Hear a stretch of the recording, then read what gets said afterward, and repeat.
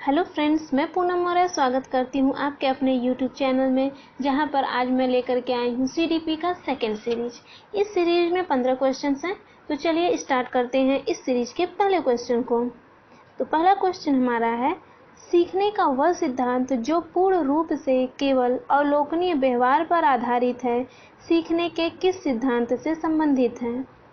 सीखने का वह सिद्धांत जो पूर्ण रूप से केवल अवलोकनीय व्यवहार पर आधारित है, सीखने के किस सिद्धांत से संबंधित है? ठीक है, तो ऑप्शन देखते हैं। ऑप्शन ए विकासवादी, ऑप्शन बी व्यवहारवादी, ऑप्शन सी रचनावादी या ऑप्शन डी संज्ञानवादी। चलिए बताइए आप लोग इसका आंसर। क्वेश्चन को ध्यान से पढ़िए, फिर ऑप्शन को देखिए। ऑप्शंस को देखने के बाद फिर आप उसका आंसर दीजिए।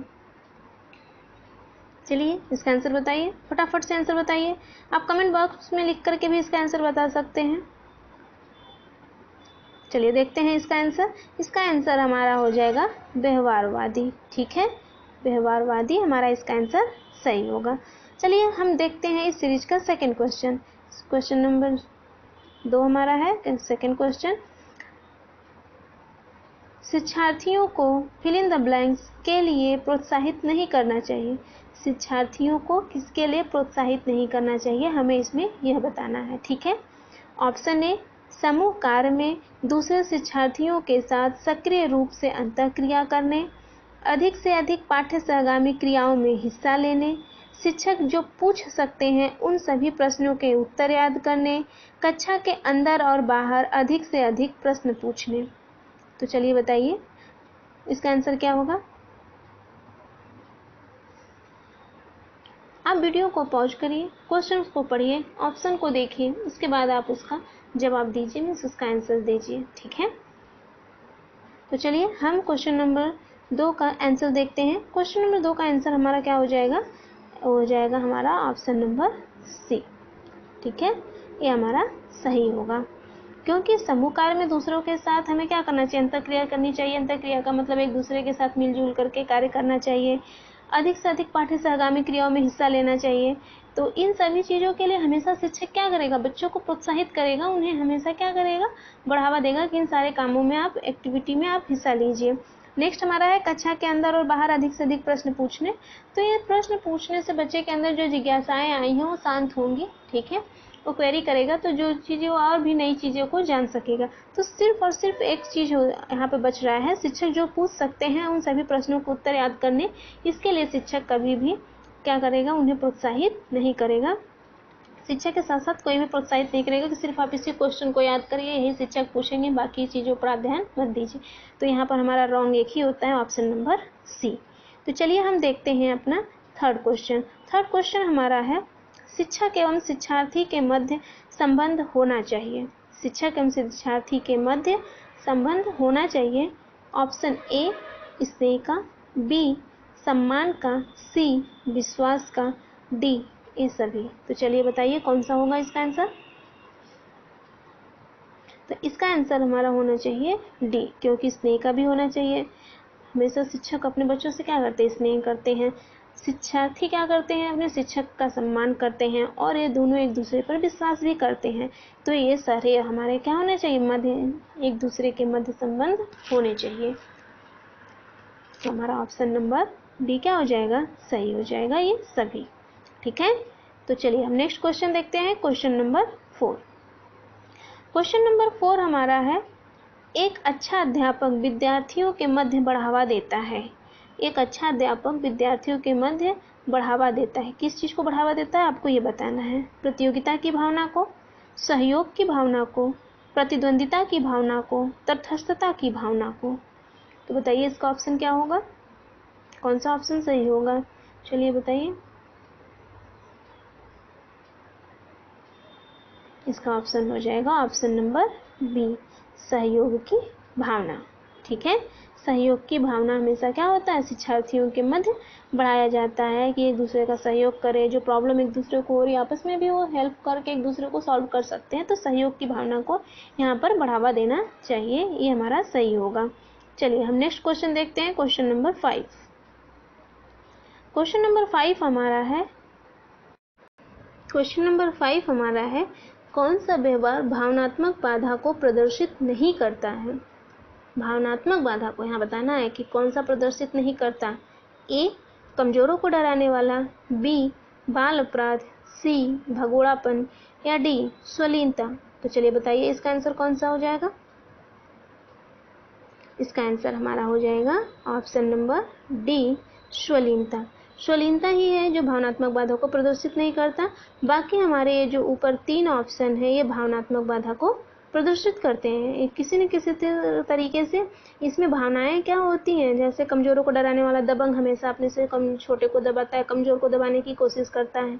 बाल अपराधी भी भावनाएं किसी न किसी तरीके से उनकी आहत हुई रहती हैं, तभी तो बाल अपराधी बनते हैं। भगोड़ापन भी उसी तरीके से है।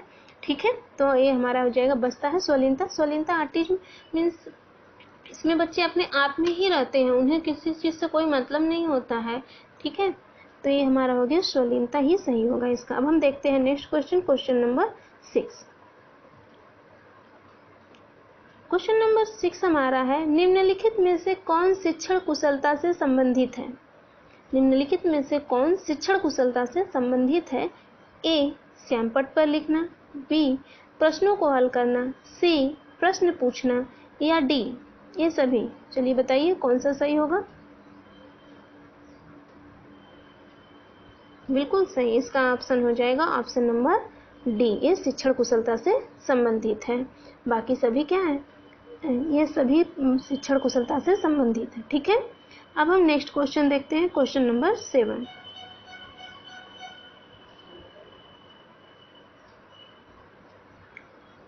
क्वेश्चन नंबर 7 हमारा है, कौन सा रचनात्मक आकलन के लिए उचित नहीं है? फॉर्मेटिव असेसमेंट की बात यहाँ पर कर रहा है। कौन सा रचनात्मक आकलन के लिए उचित नहीं है? मौखिक प्रश्न, सत्र परीक्षा, प्रश्नोत्तरी और खेल, दत्त कार्य। दत्त कार्य मीन्स असाइनमेंट की बात यहाँ पर कर रहा है। मौखिक प्रश्न की बात हो गई, सत्र परीक्षा हो गया, प्रश्नोत्तरी और खेल, और दत्त कार्य। इसमें से कौन सा रचनात्मक आकलन के लिए उचित नहीं है? चलिए बताइए। तो इसका सही आंसर हमारा हो जाएगा सत्र परीक्षा। ये हमारा क्या होगा? रचनात्मक आकलन के लिए उचित नहीं है। ठीक है, बाकी सभी हमारे ए, सी और डी रचनात्मक आकलन के लिए उचित है। ठीक है, अब हम नेक्स्ट क्वेश्चन देखते हैं, क्वेश्चन नंबर 8। क्वेश्चन नंबर 8 हमारा है, बच्चा किस प्रकार सीखता है? बच्चा किस प्रकार सीखता है? पुस्तकें पढ़कर, परिचर्चा द्वारा, प्रश्न पूछकर, या कई प्रकार से? चलिए बताइए इसका। परिचर्चा मतलब डिस्कशन होता है, प्रश्न पूछ करके, कोई भी उसके मन में प्रश्न आया, वो कुछ भी जानना चाहता है तो उसको क्या करेगा? पूछेगा तो बताएंगे। पुस्तकें पढ़ के वो कई भी पुस्तकें पढ़ सकता है, किसी भी तरीके की पुस्तकें पढ़ करके भी अपनी जानकारी को बढ़ा सकता है। तो बच्चा किस प्रकार से सीखता है? इन तीनों ऑप्शन के द्वारा सीखता है, और भी ऑप्शन हो सकते हैं, कुछ देख करके, खेल करके। ठीक है, तो ये बच्चे कई प्रकार से सीखते हैं। इसका आंसर हो जाएगा ऑप्शन नंबर डी, कई प्रकार से। ठीक है, चलिए अब हम देखते हैं next question, question number 9। Question number 9 हमारा है, शिक्षक को ज्ञान होना चाहिए। ठीक है, शिक्षक को ज्ञान होना चाहिए। ए, अध्यापन विषय का, बी, बाल मनोविज्ञान का, सी, शिक्षा संहिता का, या डी, अध्यापन विषय एवं बाल मनोविज्ञान का। चलिए बताइए। बिल्कुल सही, इसका ऑप्शन हो जाएगा डी, अध्यापन विषय एवं बाल मनोविज्ञान का। किसी भी शिक्षक को अपने सब्जेक्ट का और साथ ही साथ बच्चों के स्तर का, बच्चे क्या सोच सकते हैं, बच्चे किस बैकग्राउंड से हैं, इन सारी चीज़ों का ध्यान रखते हुए ही हम क्या करेंगे? बच्चों को ज्ञान देंगे। तो शिक्षक को अध्यापन विषय एवं बाल मनोविज्ञान का ज्ञान होना चाहिए। Next question, question number 10। Question number 10 हमारा है, आपकी कक्षा के कुछ छात्र अति मेधावी हैं, आप उन्हें किस तरह पढ़ाएंगे? ठीक है, कक्षा के कुछ छात्र अति मेधावी हैं, उन्हें आप किस तरह पढ़ाएंगे? ए, कक्षा के साथ, बी, उच्च कक्षा के साथ, सी, समृद्धिकरण कार्यक्रमों द्वारा, या डी, जब वो चाहे। चलिए बताइए इसका आंसर। तो कक्षा के साथ, छात्र बहुत मेधावी हैं तो कक्षा के साथ जो चीज़ें आप पढ़ा रहे हैं उसमें उनका मन लगेगा ही नहीं। उच्च कक्षा के साथ तो ये उनके लिए अच्छा नहीं होगा, जब वो चाहे, ये भी सही नहीं है। तो हमारा बचता कौन सा है? बचता है सिर्फ ऑप्शन नंबर सी समृद्धिकरण कार्यक्रमों द्वारा हम उन्हें पढ़ाएंगे। ठीक है, नेक्स्ट क्वेश्चन देखते हैं, क्वेश्चन नंबर 11। क्वेश्चन नंबर 11 हमारा है, निम्नलिखित में से कौन सा जन्मजात प्रेरक नहीं है। हमें बताना है कि कौन सा जन्मजात प्रेरक नहीं है। भूख ऑप्शन ए है, ऑप्शन बी प्यास, ऑप्शन सी आदत, ऑप्शन डी नींद। चलिए बताइए इसका आंसर। भूख जन्म के साथ ही होती है, बच्चा जन्म लेते ही रोने चिल्लाने लगता है भूख लगने पर। प्यास भी उससे पहले से ही होती है। नींद भी बच्चा लेता है, जन्मजात प्रेरक है। सिर्फ आदत बनाई जाती है। कुछ लोगों की आदत होती है सुबह 10 बजे तक सोए रहने की, कुछ लोगों की आदत होती है सुबह 5 बजे जल्दी उठ जाने की, कुछ लोगों की आदत होती है बुक को पढ़ने की, कुछ की आदत लिखने की ज़्यादा होती है, बुक कम पढ़ते हैं। इस तरीके से आदत को हम क्या करते हैं, खुद बनाते हैं, जन्मजात प्रेरक नहीं होता है। तो इसका ऑप्शन हमारा हो जाएगा सी आदत। ठीक है, नेक्स्ट हमारा हो जाएगा, नेक्स्ट क्वेश्चन है क्वेश्चन नंबर 12। क्वेश्चन नंबर 12 हमारा है,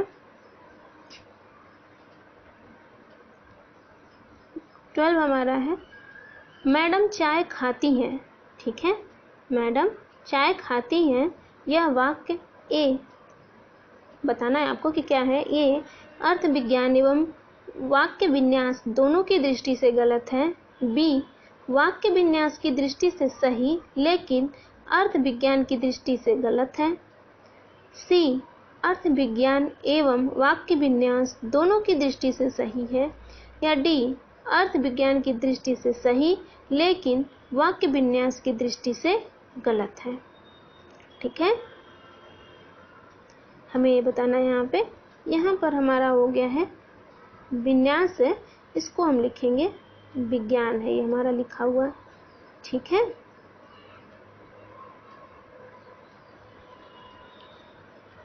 तो बताइए इसमें से हमारा आंसर कौन सा सही होगा। तो इसका हमारा सही हो जाएगा वाक्य अर्थ विज्ञान एवं वाक्य विन्यास दोनों की दृष्टि से गलत है। तो हम यहाँ पे क्या बोलेंगे, अर्थ विज्ञान की दृष्टि से और वाक्य विन्यास दोनों की दृष्टि से ये गलत है। ये नहीं, ये हमारा आंसर क्या हो जाएगा, ये गलत है। वाक्य विन्यास एवं दृष्टि से सही लेकिन अर्थ विन्यास की दृष्टि से गलत है। जब हम वाक्य विन्यास की दृष्टि से देखेंगे तो सही है, लेकिन अगर जब अर्थ समझने की बात करेंगे, अर्थ विज्ञान की दृष्टि से देखेंगे तो ये गलत होगा। तो हमारा ऑप्शन नंबर क्या हो जाएगा, ऑप्शन नंबर बी सही हो जाएगा। ठीक है, चलिए देखते हैं क्वेश्चन नंबर 13। क्वेश्चन नंबर 13 हमारा है, बच्चों में स्व अध्ययन की क्षमता का विकास किया जा सकता है। बच्चों में स्व अध्ययन की क्षमता का विकास किया जा सकता है, तो कैसे किया जा सकता है आपको ये बताना है। ए महान व्यक्तियों का उदाहरण प्रस्तुत करके, बी स्वयं का उदाहरण प्रस्तुत करके, सी स्व अध्ययन का व्याख्यान देकर, डी नूतन साहित्य उपलब्ध कराकर। चलिए बताइए इसका आंसर।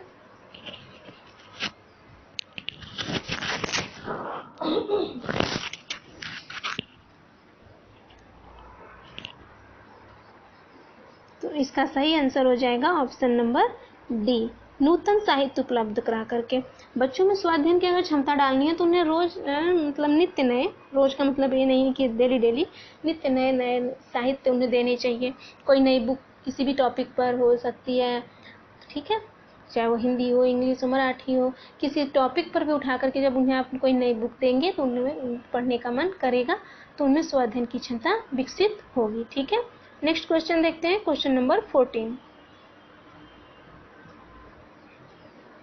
क्वेश्चन नंबर 14 है, सीखने की प्रक्रिया का प्रथम सोपान है।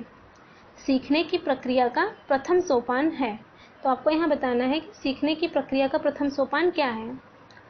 ऑप्शन ए रुचि, बी पाठ्य पुस्तक पठन, सी अनुभव, या डी जिज्ञासा। बताइए कौन सा सही होगा।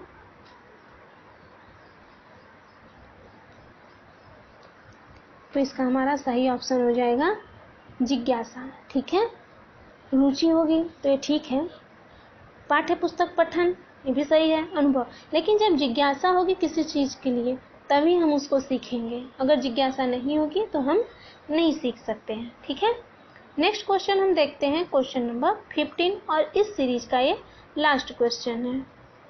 ठीक है, तो हमारा क्वेश्चन नंबर 15 है, प्रयास एवं त्रुटि में सबसे महत्वपूर्ण क्या है। प्रयास एवं त्रुटि में सबसे महत्वपूर्ण क्या है? ए अभ्यास, बी प्रेरणा, सी लक्ष्य, डी वाद विवाद। बताइए कौन सा सही होगा हमारा?